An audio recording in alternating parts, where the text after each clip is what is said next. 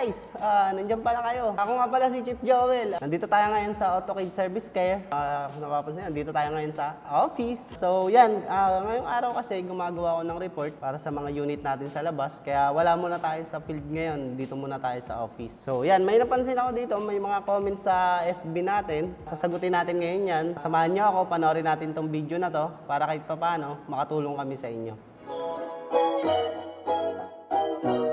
Yan guys, question natin ngayon, si Sir Gary Mendoza. Paano pag ayaw gumana yung brake light? Ano po ba ang papalitan? Yun ang comment ni Sir Gary Mendoza. Sir, regarding dun sa brake light na yan, sir, may tatlong component po kasi ang brake light na yan. So, first natin i-check yung fuse, then yung stoplight switch, then yung ilaw. Baka pundi lang po. So, yan sir, sana nakatulong po. Yan, next question naman po natin, itong kay Sir Leo Patagan. Yung tanong niya po, pag nagloloko daw po ba yung airbag ng cowl, paano po ba ang gagawin? May dalawang possible cause kasi sir, bakit nagloloko yung cowl cabin airbag.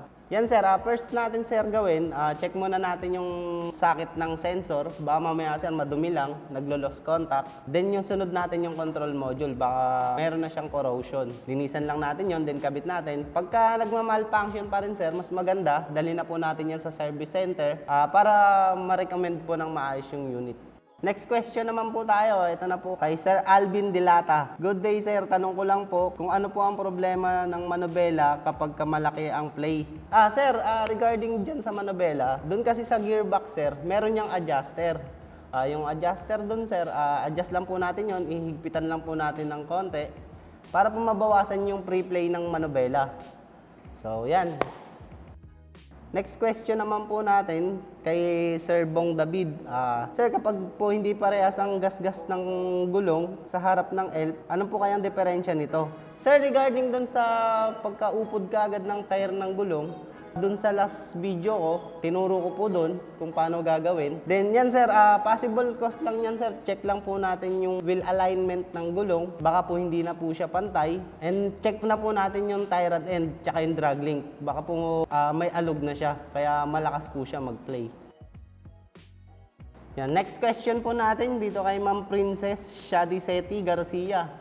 So sabi niya, sir, ano po kayang posibleng sira ng sasakyan? Binubuhay niya daw yung aircon, nanginginig daw po yung makina.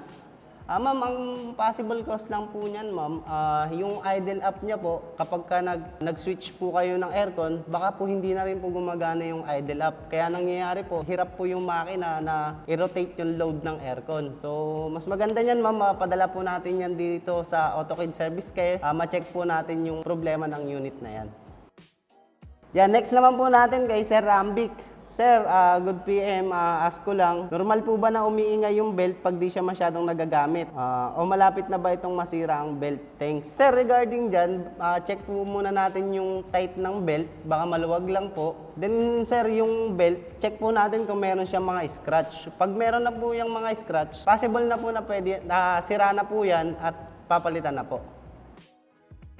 Next naman po natin dito kay Sir Rolando Baito. Hi sir, ask ko lang po, ano po kayang problema? Laging napuputol yung center bolt, nagkukos kasi ng tagilid na yung takbo ng truck. Sir, regarding po dyan sa center bolt, bakit mabilis na napuputol o nasisira? Sir, depende po kasi yan sa higpit din ng U-bolt. Baka yung U-bolt sir, meron kasing nabibiling U-bolt na hindi siya accurate dun sa tight ng base ng differential. Ang nangyayari sir, akala natin may higpit na talaga yung tornilyo, yung pala, hindi pa siya masyadong lapat. Kaya nangyayari po, masyadong napepwersa yung center bolt, kaya po napuputol. So, kailangan natin gawin sir, check natin mabuti yung U-bolt kung talagang nakapix ba talaga siya. Yan mga sir, sana sa simpleng sagot ko na nakatulong kami sa inyo.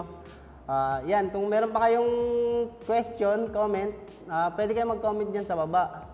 And kung may problema naman yung mga unit nyo, bukas kami dito sa AutoCAD Service Care. Pwede nyo dalhin yung unit nyo dito. Yan, kung nagustuhan nyo naman tong video na to, please like and share para naman makatulong tayo sa iba. So yan, maraming salamat po sa inyo. See you in next video.